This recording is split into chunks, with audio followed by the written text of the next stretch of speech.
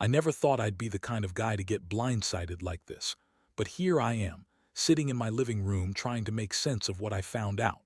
My name's Mike, by the way, and I've been with my wife, Lisa, for about 5 years now. When we first got together, she seemed perfect, smart, funny, a little bitchy sometimes, but in a way I liked. She had this fire in her that I found irresistible. We were planning our wedding, and honestly, I thought I knew everything about her. Looking back now, there were little signs I should have picked up on. She'd become more secretive with her phone, always hiding it when I entered the room. She'd get weird about messages, deleting things quickly, acting nervous when I tried to look over her shoulder. I brushed it off as her being paranoid or maybe just privacy stuff. But there was this one night, the rehearsal dinner, that changed everything. That night, I saw her acting strange, and it all started to click into place. We had a nice dinner, everyone laughing, drinking a little too much. I was proud of how everything was coming together. Lisa was being her usual bitchy self, throwing sarcastic comments at the best man, Jeff, who she's always had this weird dynamic with. They'd been close friends for years, but I'd always trusted Jeff. Or at least I thought I did. But that night, Lisa was different. She was flirty in a way I'd never seen before, leaning into Jeff more than usual, whispering in his ear, touching his arm a little too much. I chalked it up to her being drunk and her nerves about the wedding. Still, I felt this little prick of doubt, but I shoved it aside because I wanted to believe she was just being her usual bitchy self. The next morning, I woke up with this uneasy feeling.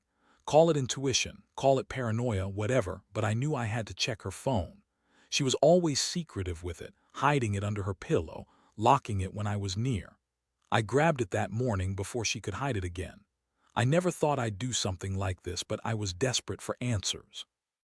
I unlocked it, and what I saw knocked the breath out of me. There were dozens of messages between her and Jeff, mostly late at night. Flirty, suggestive, some downright explicit. They were talking about meeting up, about breaking free from their usual bullshit, how they couldn't wait to see each other again. I recognized some of the phrases and jokes from the night before. It was all there. The night I thought she was at the hotel with her family, she was instead sneaking around, hiding her betrayal behind a wall of lies. I swear my stomach dropped and I felt a rage I've never known before. I wanted to confront her right then and there, but I also needed proof. Then I remembered her phone logs. I knew she had a security camera in her hotel room, and I remembered hearing she'd left the phone there for a while. I accessed the hotel's security footage through an online portal. I didn't even bother telling her I was doing it. When I saw the footage, it was like a punch to the gut. There she was, dressed to kill, sneaking into Jeff's room late at night, closing the door behind her. They were kissing, touching, doing God knows what in. My mind I filled in the gaps. Not just kissing, probably sex. I could see her lying to me, lying to everyone just to keep her affair hidden. That moment, everything inside me shattered. I knew I had to confront her. I couldn't pretend anymore, not after seeing all this. I'd always been the loyal type, the guy who believed in honesty and trust, but she had thrown that all away. I waited until she got home, and when she walked through the door that evening, I was already sitting there, her phone in my hand. Her face twisted into this bitchy smirk, like she thought she could lie her way out of it. But I knew the truth now, plain as day. When she saw the phone in my hand, her eyes widened for a split second before she quickly composed herself. That bitchy smirk curled on her lips like she thought she could just brush it all off, act like nothing was wrong. I could see the flicker of panic in her eyes, but she was trying to hide it behind that nasty attitude she always had. I didn't waste time. I threw the phone on the table and I told her I knew everything, the messages, the hotel footage, the lies. Her face didn't change much. It was that same bitchy smirk, like she was trying to act innocent, like I was just overreacting. "Mike, you're losing it," she snapped. "You're being paranoid, I swear. It's just some stupid jokes, some fun between friends. It's not what you think." She looked so confident in her lies, so dismissive, but I wasn't buying it anymore. I remember feeling this boiling anger, like my whole world had just been flipped upside down. I wasn't some naive fool who believed in fairy tales. I knew what I saw. I told her I saw the videos, the messages, that she had betrayed me during what was supposed to be the happiest day of my life. She kept denying it, calling me crazy, claiming I was reading too much into it, that Jeff was just a friend, that she loved me, but I could see it in her eyes. She lied, flat out lied, and I knew she'd been lying the whole time. The worst part was how she kept pushing back, throwing tantrums, trying to gaslight me. She said it was just sex, that it didn't mean anything, that she never meant to hurt me. But her words sounded hollow, like she was rehearsing some script she thought would make me buy her bullshit. I couldn't believe the woman I married was capable of this, that she'd betray everything we'd built over some stupid, fleeting affair. I felt my chest tighten with a mix of heartbreak and rage. How could she be so callous? How could she lie so easily? I wanted to scream at her to make her feel guilty, but I also knew that nothing I said would change what I saw. I told her I was done, that I couldn't trust her anymore, that she'd ruined everything. Her reply: she kept insisting it was all a misunderstanding, that Jeff was just a friend, that I was crazy for accusing her. She even had the nerve to call me insecure, like I was the one at fault. That's when I realized she wasn't going to take responsibility. She was just digging her heels in, trying to pretend this was all some mistake she'd regret later. I spent the next few hours in this limbo, angry, hurt, shocked. I looked at her, then at the phone, then back at her, and I felt this deep emptiness inside. The woman I loved, the woman I'd planned a life with, had been lying to me the entire time. All those nights I thought she was just working late, all those little fights about trust and honesty, turns out I was being played. I felt like a fool.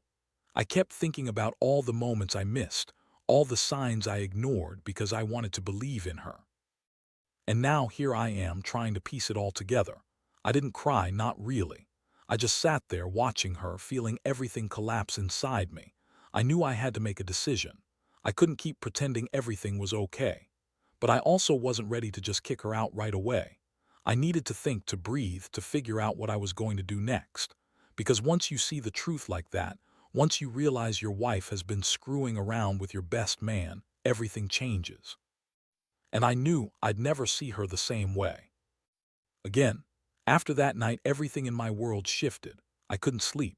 I kept replaying everything I saw: her sneaking into Jeff's room, the messages, her smug face when I confronted her. It was like this dark cloud hovering over me, making it impossible to focus on anything else. I kept asking myself how I missed the signs, how I was so blind to the betrayal right under my nose. The next morning, I made a decision. I wasn't going to say anything to her right away. Instead, I needed time to think, to plan. I spent hours going through her phone again, looking for other evidence, trying to understand just how deep this rabbit hole went. I discovered more messages, late-night calls, plans to meet up again, even a few suggestive photos she sent Jeff. She was actively lying, actively cheating, and doing a good job of hiding it until I found the proof. That day, I also decided to secretly install a hidden recording app on her phone. I didn't want to confront her blindly. I wanted her to slip up, say something she couldn't take back. I wanted to catch her in her lies, to hear her own words betray her. The plan was simple but cold. I'd listen, gather all the evidence I needed, then decide what to do next. I knew confronting her without proof would only make things worse, open her up to more lies, more manipulation. Over the next few days, she kept acting normal, too normal, really. She was bitchy as always, but I could see the underlying tension in her eyes. She was trying to act like she hadn't done anything wrong, like I was overreacting. But I knew better. I caught her in small lies, little slip-ups when she thought I wasn't paying attention. She'd forget to delete a message, or she'd give me a weird look when I asked about her plans. Those little things confirmed she was hiding something even bigger. Meanwhile, I kept my cool. I didn't want her to suspect I was onto her. I played the perfect husband, the guy who was just trying to keep everything together for the wedding. Inside, I was boiling. I wanted to ruin her, to make her pay for what she'd done. But I also knew I had to be strategic. I didn't want her to cover her tracks, not just yet. I needed the full picture, and I needed her to trip herself up. One night, while she was out with friends, I listened to the recordings I had made. Her voice was cold and dismissive, talking about Jeff like he was just some conquest, some trophy she'd wanted to keep secret. I heard her laugh at her own lies, bragging about the affair, bragging that she'd get away with it. That's when I felt pure rage boil in my chest. She was so confident she could get away with it all, but I was done playing nice. I knew I had to do something drastic. The pain was sharp, but beneath it was this cold resolve. I knew I wouldn't forgive her, not now, not ever. She'd betrayed everything I thought we had. Deep down, I started to accept that maybe I'd lose her, maybe I'd lose everything, but I couldn't let her keep lying and cheating behind my back. I started to think about my options, how to confront her properly, how to make her understand she couldn't keep playing me for a fool. The plan was forming, but I kept it to myself for now. I needed to make sure I had all the pieces lined up before I made my move. The day I finally decided to confront her, I felt like I was walking into a storm. I had all the evidence lined up, her messages, the hotel footage, recordings, and I was ready to tear down her lies. I didn't tell her I was recording anything. I just wanted her to slip up, to say something that would completely expose her. I told her I wanted to talk, that I needed to clear the air. Little did she know I already had everything I needed. She came home bitchy as always, throwing her usual attitude around like she owned the place. But that night I was calm, cold even. I looked her dead in the eyes and told her I knew everything about her affair with Jeff, the hotel, the messages, the secret nights. Her face twisted into that familiar smirk, like she thought she could spin her way out of this. "Mike, you don't know what you're talking about," she spat. "You're just overthinking. Jeff's just a friend, I swear. You're crazy for even suspecting anything." I kept my cool. I pulled out my phone and played her recordings, showing her the messages, the hotel footage, her face drained of color. For the first time, there was a flicker of panic, but she tried to brush it off, to deny everything. That bitchy attitude came back fast. "This is all nonsense, you're just jealous. You don't trust me because I'm a woman," she snapped, trying to twist it all back on me. But I wasn't falling for her lies anymore. I told her I didn't want to hear her excuses, that I was done with her bullshit. Her reaction was classic. She started crying, fake tears streaming down her face, but I didn't buy it. She was good at acting innocent when it suited her, but her eyes told a different story. She kept insisting it was just sex, that Jeff was just a bad influence, that she'd never betray me, that I was crazy to think she'd do something so stupid. She looked so bitchy, so arrogant, like she thought she could talk her way out of anything. But I saw through it all. I knew she'd been lying the entire time. When I pressed her harder, her mask cracked just a little. She tried to turn it around, accusing me of snooping, of invading her privacy. "You're crazy, Mike. I never did anything with Jeff," she yelled. "You're just jealous because I look good and guys want me. That's all this is." I could see the anger boiling behind her eyes, that same bitchy edge that made her so hard to deal with. But I didn't care anymore. All I saw was a woman who'd betrayed me, who'd lied to my face, who'd played me like a fool. I told her I was done. I said I couldn't trust her, that she'd destroyed everything we had. I told her she needed to leave, to give me some space to think. I felt this strange mix of relief and heartbreak. Relief that I finally knew the truth, heartbreak because I'd lost my wife, the woman I thought I knew. As she packed her things, she kept throwing insults, calling me insecure, jealous, a terrible husband. She argued, begged, even tried to make me feel guilty, but none of it worked. I was already moving past her, trying to process the devastation she'd caused. That night, I stayed up all night, staring at the wall, replaying everything. I kept asking myself how I let it get this far, how I missed all the signs. I'd always believed in her, trusted her, and she just shattered that trust like it was nothing. I couldn't sleep, couldn't eat, couldn't stop thinking about how she'd lied right to my face, how she'd betrayed me during what was supposed to be the happiest moment of my life. I knew I'd have to decide whether to fight for her or finally let go. Either way, I was done being naive. I'd been played for a fool, and I wasn't going to let her do it again. The days that followed were a blur of pain, anger, and confusion. I didn't want to believe she was really gone, but everything I saw, heard, and uncovered told me she was. I kept replaying her words, her lies, and that damn video footage over and over again, like somehow I could rewrite what had happened or convince myself it wasn't real. But deep down, I knew. She'd taken everything I thought we had and turned it into a lie. I spent most of my time alone, trying to figure out what I was going to do next. Honestly, I oscillated between wanting to burn her things, cut her out of my life completely and just breaking down. But at some point, I realized I had to be smarter than that.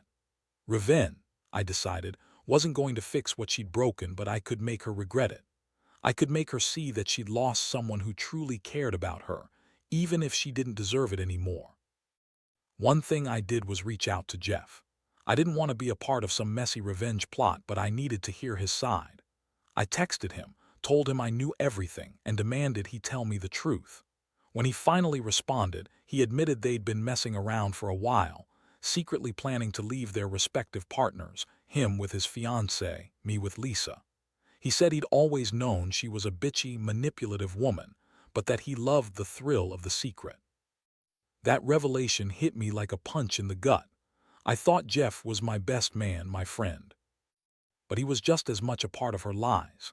I decided then that I was going to make her regret ever betraying me. I started to think about ways to get back at her, ways to make her feel some of the pain she'd inflicted. I knew she was manipulative, but I also knew her ego was fragile. She loved being the center of attention, loved feeling like she was the smartest in the room. So I made it my mission to humiliate her just enough to make her see she couldn't get away with it. I started by spreading the truth among her friends, people who knew her bitchy attitude, her history of lying, her manipulations. I told them everything I knew with proof.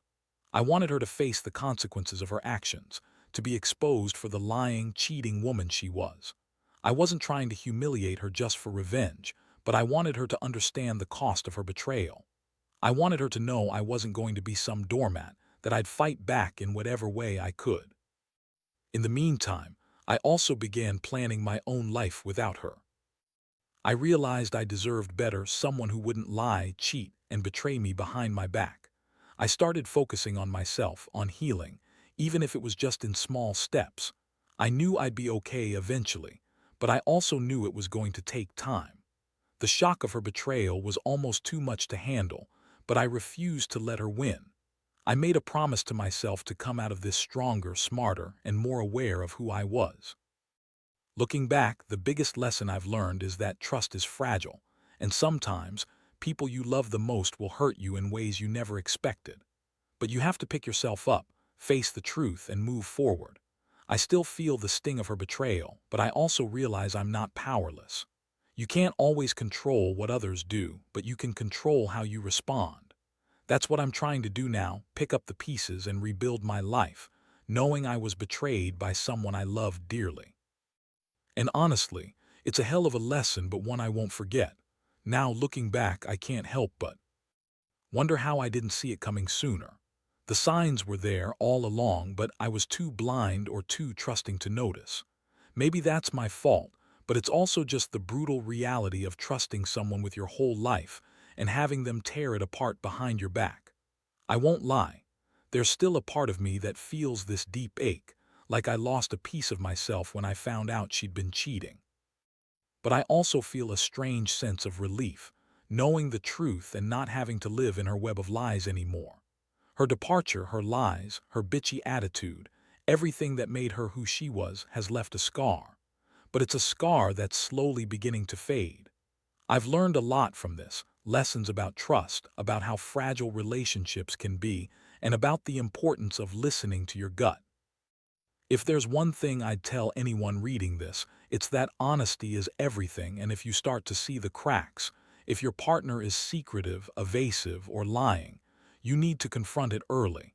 Because once the trust is broken, it's almost impossible to put back together. I've also realized that revenge, for all its appeal in the heat of betrayal, doesn't bring true peace. It might give you a temporary sense of justice, but it doesn't heal the pain. What heals is time, self-respect, and knowing you deserved better. I can't change what she did, but I can control how I respond. I've made peace with the fact that she was never the person I thought she was, and I'm focusing on moving forward, alone for now, but stronger than I was before. This entire experience has taught me that sometimes the greatest strength is walking away. Not because you're giving up, but because you're choosing yourself over the lies and manipulation of someone you once loved. I won't forget her, but I also won't let her define my future. I'm rebuilding my life piece by piece, learning to trust again, but this time more carefully. In the end, I want anyone reading this to know, betrayal cuts deep, but it also teaches resilience. You get to choose how you respond. And even in the darkest moments, there's a glimmer of hope. Hope that someday the pain will fade, and you'll find someone who truly values you, who doesn't lie, cheat, or betray. That's what I'm holding on to now. Because if there's one thing I've learned, it's that real happiness comes from within, not from someone who's just pretending to care. So, yeah, I'm moving on. It's not easy, and I'll probably carry the scars for a long time. But I'm done being the fool.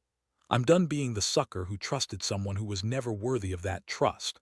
And I hope anyone out there who's going through something similar understands. They're not alone and they can get through it. You just have to be brave enough to face the truth.